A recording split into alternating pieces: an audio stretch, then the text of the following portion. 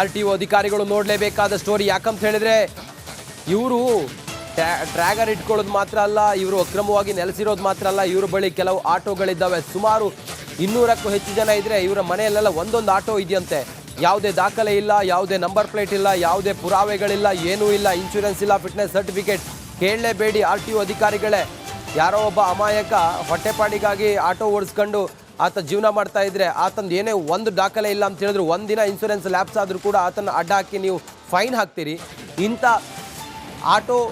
2 stroke 3 stroke ಆಟೋಗಳಿಗೆ ಯಾವುದೇ ದಾಖಲೆ ಇಲ್ಲ, ಕದ್ದಿದ್ದೋ ಅಥವಾ ಖರೀದಿ ಮಾಡಿದ್ದೋ ಗೊತ್ತಿಲ್ಲ, ಅಂಥ ಆಟೋಗಳನ್ನು ಮನೆ ಮುಂದೆ ಇಟ್ಕೊಂಡಿರ್ತಾರೆ. ಅದರಲ್ಲಿ ಏನು ಸಾಗಾಟ ಮಾಡ್ತಾರೋ ಗೊತ್ತಿಲ್ಲ. ಇಂಥವ್ರನ್ನ ನೀವು ಸುಮ್ಮನೆ ಬಿಡ್ತೀರಿ. ಅವ್ರಿಗೆ ಕರೆಂಟು ಸಿಗುತ್ತೆ, ಅವ್ರಿಗೆ ಆಧಾರ್ ಕಾರ್ಡ್ ಸಿಗುತ್ತೆ, ವೋಟರ್ ID ಸಿಗುತ್ತೆ, ಅವರು ಯಾವುದೋ ಗಾಡಿ ಇದ್ದರೆ ಅದರ ನಂಬರ್ ಪ್ಲೇಟ್ ಎಲ್ಲ ಇದೆ, ಆದರೆ ಯಾವುದೂ ದಾಖಲೆಗಳೇ ಇಲ್ಲ, ಯಾರದ್ದು ಅಂತ ಹೇಳಿಯೂ ಗೊತ್ತಿಲ್ಲ. ಏನು ಮಾಡ್ತಿದ್ದೀರಿ ಅಧಿಕಾರಿಗಳು ಹಾಗಾದರೆ?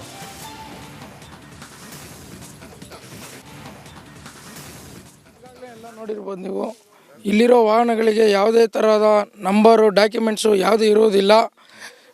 ಇಲ್ಲಿರೋ ನೋಡಿ ಗಮನಿಸ್ತಿರ್ಬೋದು ನೀವು, 30-40 ಹೆಚ್ಚು ವಾಹನಗಳಿದೆ. ಯಾವುದೇ ಗಾಡಿಗಳಿಗೂ ನಂಬರ್ ಇಲ್ಲ, ಯಾವುದೇ ಗಾಡಿಗಳಿಗೂ ಡಾಕ್ಯುಮೆಂಟ್ಸ್ ಇರೋದಿಲ್ಲ. ನೋಡಿರ್ಬೋದು ನೀವೆಲ್ಲ. ಸರ್, ಇವರು ಕಸದ ವಾಹನ ಅಂದ್ಬಿಟ್ಟು ಉಪಯೋಗಿಸ್ತಾ ಇದ್ದಾರೆ. ಇಲ್ಲಿ ನಮ್ಮವ್ರಿಗೆ ಯಾವುದೇ ಥರ ವಾಹನ ಇದ್ರೂ ಪೊಲೀಸವರು ನಿಲ್ಲಿಸಿ ಡಾಕ್ಯುಮೆಂಟ್ ಚೆಕ್ ಮಾಡ್ತಾ ಇದ್ದಾರೆ. ಇದು ಕಸದ ವಾಹನ ಅಂದ್ಬಿಟ್ಟು ಯಾವುದೇ ಪೊಲೀಸರು ಡಾಕ್ಯುಮೆಂಟ್ ನಿಲ್ಲಿಸಿ ಚೆಕ್ ಮಾಡೋದಿಲ್ಲ. ಸರ್, ನೀವು ನೋಡಿರ್ಬೋದು, ಗಾಡಿ ಓನರ್ ಯಾರು ಇರ್ತಾರೆ, ಈ ಗಾಡಿಗೆ ನಂಬರ್ ಇರೋದಿಲ್ಲ. ಇದು ಕಳ್ತನ ಗಾಡಿನ ಇಲ್ಲ ದುರುಪಯೋಗ ಮಾಡ್ಕೊಂಡು ತೊಗೊಂಬಂದಿರೋ ಗಾಡಿನ ಗೊತ್ತಿರೋದಿಲ್ಲ. ಸರ್, ಈಗಾಗಲೇ ಎಲ್ಲ ನೋಡಿರ್ಬೋದು ನೀವು, ಇಲ್ಲಿರೋ ವಾಹನಗಳಿಗೆ ಯಾವುದೇ ಥರದ ನಂಬರು ಡಾಕ್ಯುಮೆಂಟ್ಸು ಯಾವುದೂ ಇರೋದಿಲ್ಲ. ಇಲ್ಲಿರೋ ನೋಡಿ ಆಟೋ ಚಾಲಕರು ಯಾವುದಾದ್ರೂ ಒಂದು ದಾಖಲೆ ಲ್ಯಾಪ್ಸ್ ಆದರೂ ಕೂಡ ಅವರನ್ನು ಅಡ್ಡ ಹಾಕಿ ಅವರಿಗೆ ಸಾವಿರಾರು ರೂಪಾಯಿ ಫೈನ್ ಹಾಕ್ತಾರೆ. ಆದರೆ ಇಂಥವರನ್ನು ಹೇಳೋರು ಇಲ್ಲ, ಕೇಳೋರು ಇಲ್ಲ. ಯಾವ RTO ಅಧಿಕಾರಿಗಳು ಕೂಡ ಇದ್ರ ಬಗ್ಗೆ ಚಕಾರವೂ ಎತ್ತಲ್ಲ, ಏನೂ ಮಾಡಲ್ಲ. ನಮ್ಮಂಥ ಆಟೋ ಚಾಲಕರನ್ನ ಪೊಲೀಸರು ಹಿಡಿತಾರೆ, ಫೈನ್ ಹಾಕ್ತಾರೆ.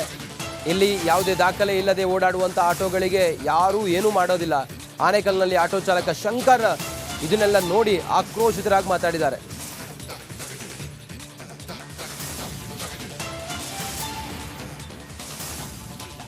ಇವತ್ತು ಇಲ್ಲಿ ಬಾಂಗ್ಲಾದೇಶ ವಲಸಿಗರು ಇವತ್ತು ಬಂದು ಇಲ್ಲಿ ದೌರ್ಜನ್ಯದಿಂದ ಇವತ್ತು ಇದು ಮಾಡ್ತಾ ಇದ್ದಾರೆ. ಇಲ್ಲಿ RTO ಡಿಪಾರ್ಟ್ಮೆಂಟ್, ನಾನು ಆಟೋ ಡ್ರೈವರ್ ಆಗಿ ಒಂದು ಮಾತು ಹೇಳ್ತಾ ಇದ್ದೀನಿ. ಪ್ರತಿಯೊಂದು ಗಾಡಿ ಬಗ್ಗೆ ನೀವು ಇನ್ಫಾರ್ಮ್ ಹಾಕಿಲ್ಲ, RTO ಡಾಕ್ಯುಮೆಂಟ್ಸ್ ಇಲ್ಲ, ಮತ್ತು RC ಇಲ್ಲ, ಇದಿಲ್ಲ ಅಂತ ಎಲ್ಲನೂ ರೋಡಿಗೆ ಇಳಿದು ಇವತ್ತು ಇದು ಮಾಡ್ತಾ ಇದ್ದೀರಾ. ಯೂನಿಫಾರ್ಮ್ ಇಲ್ಲ, ಮತ್ತು RTO ಇದಿಲ್ಲ, ಇದು RC ಇಲ್ಲ, ಮತ್ತು ಡಾಕ್ಯುಮೆಂಟ್ಸ್ ಇಲ್ಲ, ಬ್ಯಾಡ್ಜ್ ಇಲ್ಲ ಅಂತ ಇದೆಲ್ಲ ತನಿಖೆ ಮಾಡ್ತಾಯಿದ್ದೀರಲ್ವ. ಇವತ್ತು ಬಾಂಗ್ಲಾದೇಶದಲ್ಲಿ ಬಂದಂಥ ವಲಸಿಗಾರರು ಇಲ್ಲಿ ಹತ್ತಿರ ಒಂದು 30 ಗಾಡಿಗಳಿದ್ದಾವೆ. ಒಂದಲ್ಲ ಎರಡಲ್ಲ 30 ಗಾಡಿ. ಯಾವುದೇ ಗಾಡಿಗೂ ಡಾಕ್ಯುಮೆಂಟ್ಸ್ ಇಲ್ಲ, ಯಾವುದೇ ಗಾಡಿಗೆ ಇನ್ಶೂರೆನ್ಸ್ ಇಲ್ಲ, ಯಾವುದೇ ಗಾಡಿಗೆ FC ಇಲ್ಲ. ಇದನ್ನು ಯಾವ ರೀತಿಯಲ್ಲಿ ನೀವು ರೋಡಿಗೆ ಬಿಡ್ತಾ ಇದ್ದೀರ ಅಂತ ಅರ್ಥ ಆಗ್ತಾಯಿಲ್ಲ. ಪ್ರತಿಯೊಂದು ಡ್ರೈವರ್ಗಳಿಗೂ ವಿಪರೀತವಾಗಿ ಚೆಕಿಂಗ್ ಮಾಡ್ತಾಯಿದ್ದೀರಾ, ವಿಪರೀತವಾಗಿ ಎಲ್ಲ ಡಾಕ್ಯುಮೆಂಟ್ಸ್ ಪರ್ಫೆಕ್ಟಾಗಿರಬೇಕು ಅಂತ ಹೇಳ್ತಾ ಇದ್ದೀರಾ. ಪರ್ಫೆಕ್ಟಾಗಿ ಓಡಿಸ್ತಾ ಇದ್ರೂ ನೀವು ಇದು ಮಾಡ್ತಾಯಿದ್ದೀರಾ. ಇಲ್ಲಿ ನೋಡಿದ್ರೆ 30 ಗಾಡಿಗಳು, ಯಾವುದೇ ಡಾಕ್ಯುಮೆಂಟ್ಸ್ ಇಲ್ಲ, ಏನಿಲ್ಲ. ಇದು ಯಾವ ಮಟ್ಟಕ್ಕೆ ನೀವು ತನಿಖೆ ಮಾಡ್ತಾಯಿದ್ದೀರಾ ಅಂತ ನಾವು RTO ಡಿಪಾರ್ಟ್ಮೆಂಟ್ಗೆ ನಾನು ನೇರವಾಗಿ ಕೇಳ್ತಾ ಇದ್ದೀನಿ. ಸೀಜ್ ಆಗಿ ಗಾಡಿನೂ ಆಚೆ ಬಂದಿದೆ, ಮತ್ತು ಕೆಲವೊಂದು ನಂಬರ್ ಪ್ಲೇಟ್ ಇಲ್ಲ, ಕೆಲವೊಂದು FC ಇಲ್ಲ, ಕೆಲವೊಂದು ಗಾಡಿಗಳಿಗೆ ಯಾವುದೇ ರೀತಿಯಾದ ಡಾಕ್ಯುಮೆಂಟ್ಸ್ಗಳಿಲ್ಲ. ಸೀಜ್ ಆಗಿರೋ ಗಾಡಿ ಹಿಂಗೆ ಆಚೆ ಬಂತು. ನಾನು ನಿಮ್ಮ ನೇರವಾಗಿ ಪ್ರಶ್ನೆ ಮಾಡ್ತಾ ಇದ್ದೀನಿ. ಗಾಡಿಗೆ ಇರೋದೇ ಬಾಡಿ FC ಇರೋದೇ ಬೇರೆ, ಚಾರ್ಸಿ ನಂಬರ್ ಇರೋದೇ ಬೇರೆ, ನಂಬರ್ ಪ್ಲೇಟೇ ಬೇರೆ ಇದೆ. ಆಮೇಲೆ ಕೆಲವೊಂದು ಗಾಡಿ ಇದರಿಂದ ಸೀಜ್ ಆಗಿರೋ ಗಾಡಿ ಆಚೆ ಬಂದಿದೆ. ಇದು ಯಾವ ಥರ ಬಂತು ಅಂತ ನಾವು RTO ಅಧಿಕಾರಿಗಳು ನೋಡಲೇಬೇಕಾದ ಸ್ಟೋರಿ. ಯಾಕಂತ ಹೇಳಿದ್ರೆ ಇವರು ಟ್ರ್ಯಾಗರ್ ಇಟ್ಕೊಳ್ಳೋದು ಮಾತ್ರ ಅಲ್ಲ, ಇವರು ಅಕ್ರಮವಾಗಿ ನೆಲೆಸಿರೋದು ಮಾತ್ರ ಅಲ್ಲ, ಇವ್ರ ಬಳಿ ಕೆಲವು ಆಟೋಗಳಿದ್ದಾವೆ. ಸುಮಾರು 200ಕ್ಕೂ ಹೆಚ್ಚು ಜನ ಇದ್ರೆ ಇವರ ಮನೆಯಲ್ಲೆಲ್ಲ ಒಂದೊಂದು ಆಟೋ ಇದೆಯಂತೆ. ಯಾವುದೇ ದಾಖಲೆ ಇಲ್ಲ, ಯಾವುದೇ ನಂಬರ್ ಪ್ಲೇಟ್ ಇಲ್ಲ, ಯಾವುದೇ ಪುರಾವೆಗಳಿಲ್ಲ, ಏನೂ ಇಲ್ಲ, ಇನ್ಶೂರೆನ್ಸ್ ಇಲ್ಲ, ಫಿಟ್ನೆಸ್ ಸರ್ಟಿಫಿಕೇಟ್. ಕೇಳಲೇಬೇಡಿ RTO ಅಧಿಕಾರಿಗಳೇ. ಯಾರೋ ಒಬ್ಬ ಅಮಾಯಕ ಹೊಟ್ಟೆಪಾಡಿಗಾಗಿ ಆಟೋ ಓಡಿಸ್ಕೊಂಡು ಆತ ಜೀವನ ಮಾಡ್ತಾ ಇದ್ರೆ ಆತಂದು ಏನೇ ಒಂದು ದಾಖಲೆ ಇಲ್ಲ ಅಂತ ಹೇಳಿದ್ರು, ಒಂದಿನ ಇನ್ಶೂರೆನ್ಸ್ ಲ್ಯಾಪ್ಸ್ ಆದರೂ ಕೂಡ ಆತನ ಅಡ್ಡ ಹಾಕಿ ನೀವು ಫೈನ್ ಹಾಕ್ತೀರಿ. ಇಂಥ 2 ಸ್ಟ್ರೋಕ್ 3 ಸ್ಟ್ರೋಕ್ ಆಟೋಗಳಿಗೆ ಯಾವುದೇ ದಾಖಲೆ ಇಲ್ಲ, ಕದ್ದಿದ್ದೋ ಅಥವಾ ಖರೀದಿ ಮಾಡಿದ್ದೋ ಗೊತ್ತಿಲ್ಲ, ಅಂಥ ಆಟೋಗಳನ್ನು ಮನೆ ಮುಂದೆ ಇಟ್ಕೊಂಡಿರ್ತಾರೆ. ಅದರಲ್ಲಿ ಏನು ಸಾಗಾಟ ಮಾಡ್ತಾರೋ ಗೊತ್ತಿಲ್ಲ. ಇಂಥವ್ರನ್ನ ನೀವು ಸುಮ್ಮನೆ ಬಿಡ್ತೀರಿ. ಅವ್ರಿಗೆ ಕರೆಂಟು ಸಿಗುತ್ತೆ, ಅವ್ರಿಗೆ ಆಧಾರ್ ಕಾರ್ಡ್ ಸಿಗುತ್ತೆ, ವೋಟರ್ ID ಸಿಗುತ್ತೆ, ಅವರು ಯಾವುದೋ ಗಾಡಿ ಇದ್ದರೆ ಅದರ ನಂಬರ್ ಪ್ಲೇಟ್ ಎಲ್ಲ ಇದೆ, ಆದರೆ ಯಾವುದೂ ದಾಖಲೆಗಳೇ ಇಲ್ಲ, ಯಾರದ್ದು ಅಂತ ಹೇಳಿಯೂ ಗೊತ್ತಿಲ್ಲ. ಏನು ಮಾಡ್ತಿದ್ದೀರಿ ಅಧಿಕಾರಿಗಳು ಹಾಗಾದರೆ?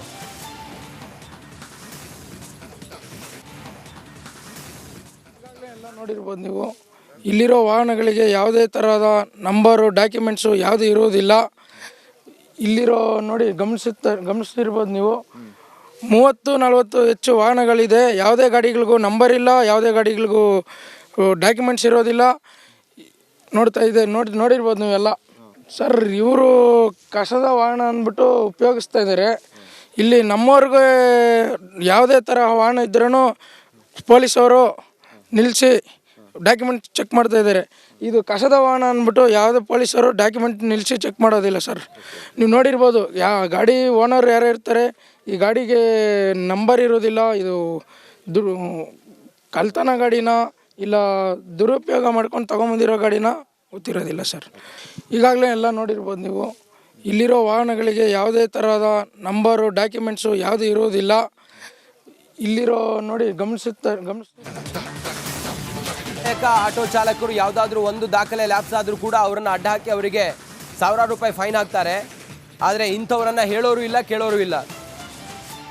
ಯಾವ RTO ಅಧಿಕಾರಿಗಳು ಕೂಡ ಇದ್ರ ಬಗ್ಗೆ ಚಕಾರವೂ ಎತ್ತಲ್ಲ, ಏನೂ ಮಾಡಲ್ಲ. ನಮ್ಮಂಥ ಆಟೋ ಚಾಲಕರನ್ನ ಪೊಲೀಸರು ಹಿಡಿತಾರೆ, ಫೈನ್ ಹಾಕ್ತಾರೆ. ಇಲ್ಲಿ ಯಾವುದೇ ದಾಖಲೆ ಇಲ್ಲದೆ ಓಡಾಡುವಂಥ ಆಟೋಗಳಿಗೆ ಯಾರೂ ಏನೂ ಮಾಡೋದಿಲ್ಲ. ಆನೇಕಲ್ನಲ್ಲಿ ಆಟೋ ಚಾಲಕ ಶಂಕರ್ ಇದನ್ನೆಲ್ಲ ನೋಡಿ ಆಕ್ರೋಶಿತರಾಗಿ ಮಾತಾಡಿದ್ದಾರೆ.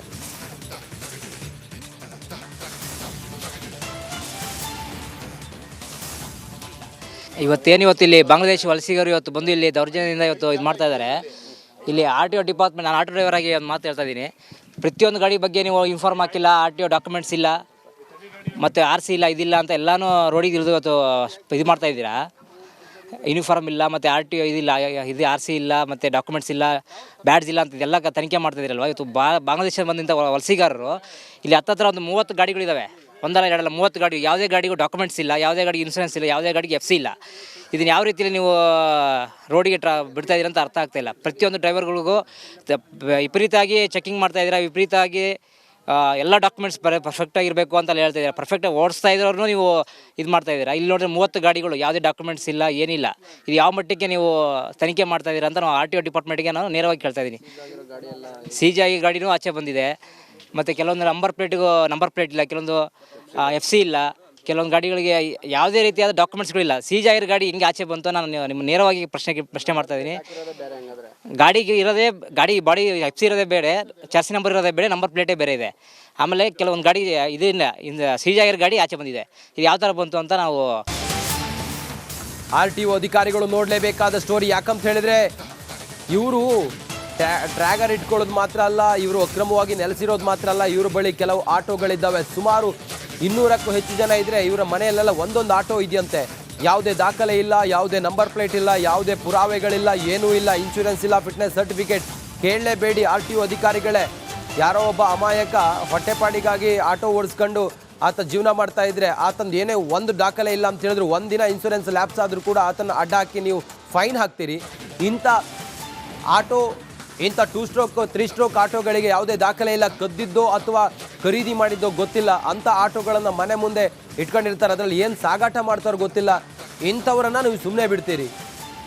ಅವ್ರಿಗೆ ಕರೆಂಟು ಸಿಗುತ್ತೆ, ಅವ್ರಿಗೆ ಆಧಾರ್ ಕಾರ್ಡ್ ಸಿಗುತ್ತೆ, ವೋಟರ್ ID ಸಿಗುತ್ತೆ, ಅವರು ಯಾವುದೋ ಗಾಡಿ ಇದ್ದರೆ ಅದರ ನಂಬರ್ ಪ್ಲೇಟ್ ಎಲ್ಲ ಇದೆ, ಆದರೆ ಯಾವುದೂ ದಾಖಲೆಗಳೇ ಇಲ್ಲ, ಯಾರದ್ದು ಅಂತ ಹೇಳಿಯೂ ಗೊತ್ತಿಲ್ಲ. ಏನು ಮಾಡ್ತಿದ್ದೀರಿ ಅಧಿಕಾರಿಗಳು ಹಾಗಾದರೆ?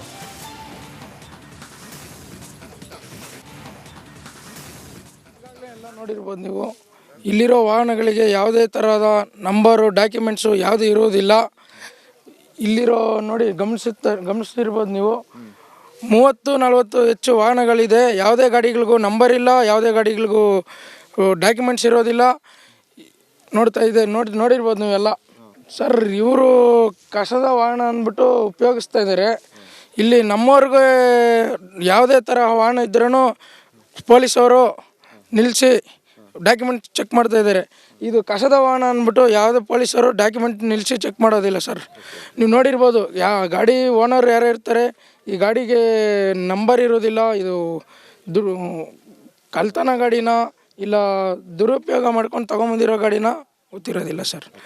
ಈಗಾಗಲೇ ಎಲ್ಲ ನೋಡಿರ್ಬೋದು ನೀವು, ಇಲ್ಲಿರೋ ವಾಹನಗಳಿಗೆ ಯಾವುದೇ ಥರದ ನಂಬರು ಡಾಕ್ಯುಮೆಂಟ್ಸು ಯಾವುದೂ ಇರೋದಿಲ್ಲ.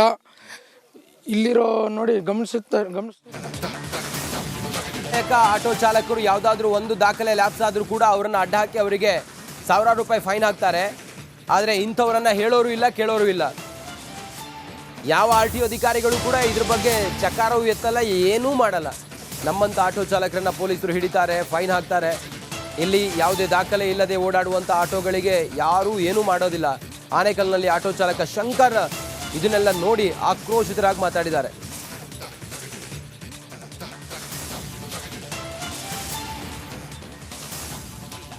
ಇವತ್ತು ಇಲ್ಲಿ ಬಾಂಗ್ಲಾದೇಶ ವಲಸಿಗರು ಇವತ್ತು ಬಂದು ಇಲ್ಲಿ ದೌರ್ಜನ್ಯದಿಂದ ಇವತ್ತು ಇದು ಮಾಡ್ತಾ ಇದ್ದಾರೆ. ಇಲ್ಲಿ RTO ಡಿಪಾರ್ಟ್ಮೆಂಟ್, ನಾನು ಆಟೋ ಡ್ರೈವರ್ ಆಗಿ ಒಂದು ಮಾತು ಹೇಳ್ತಾ ಇದ್ದೀನಿ. ಪ್ರತಿಯೊಂದು ಗಾಡಿ ಬಗ್ಗೆ ನೀವು ಇನ್ಫಾರ್ಮ್ ಹಾಕಿಲ್ಲ, RTO ಡಾಕ್ಯುಮೆಂಟ್ಸ್ ಇಲ್ಲ, ಮತ್ತು RC ಇಲ್ಲ, ಇದಿಲ್ಲ ಅಂತ ಎಲ್ಲನೂ ರೋಡಿಗೆ ಇಳಿದು ಇವತ್ತು ಇದು ಮಾಡ್ತಾ ಇದ್ದೀರಾ.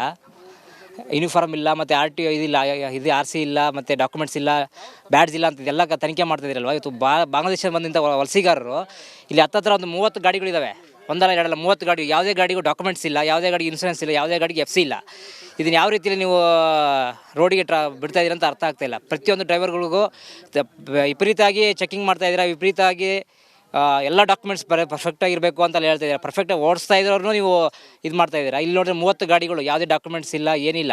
ಇದು ಯಾವ ಮಟ್ಟಕ್ಕೆ ನೀವು ತನಿಖೆ ಮಾಡ್ತಾಯಿದ್ದೀರಾ ಅಂತ ನಾವು RTO ಡಿಪಾರ್ಟ್ಮೆಂಟ್ಗೆ ನಾನು ನೇರವಾಗಿ ಕೇಳ್ತಾ ಇದ್ದೀನಿ. ಸೀಜ್ ಆಗಿ ಗಾಡಿನೂ ಆಚೆ ಬಂದಿದೆ, ಮತ್ತು ಕೆಲವೊಂದು ನಂಬರ್ ಪ್ಲೇಟ್ ಇಲ್ಲ, ಕೆಲವೊಂದು FC ಇಲ್ಲ, ಕೆಲವೊಂದು ಗಾಡಿಗಳಿಗೆ ಯಾವುದೇ ರೀತಿಯಾದ ಡಾಕ್ಯುಮೆಂಟ್ಸ್ಗಳಿಲ್ಲ. ಸೀಜ್ ಆಗಿರೋ ಗಾಡಿ ಹಿಂಗೆ ಆಚೆ ಬಂತು ನಾನು ನಿಮ್ಮ ನೇರವಾಗಿ ಪ್ರಶ್ನೆ ಮಾಡ್ತಾ ಇದ್ದೀನಿ. ಗಾಡಿಗೆ ಇರೋದೇ ಬಾಡಿ FC ಇರೋದೇ ಬೇರೆ, ಚಾರ್ಸಿ ನಂಬರ್ ಇರೋದೇ ಬೇರೆ, ನಂಬರ್ ಪ್ಲೇಟೇ ಬೇರೆ ಇದೆ. ಆಮೇಲೆ ಕೆಲವೊಂದು ಗಾಡಿ ಇದರಿಂದ ಸೀಜ್ ಆಗಿರೋ ಗಾಡಿ ಆಚೆ ಬಂದಿದೆ. ಇದು ಯಾವ ಥರ ಬಂತು ಅಂತ ನಾವು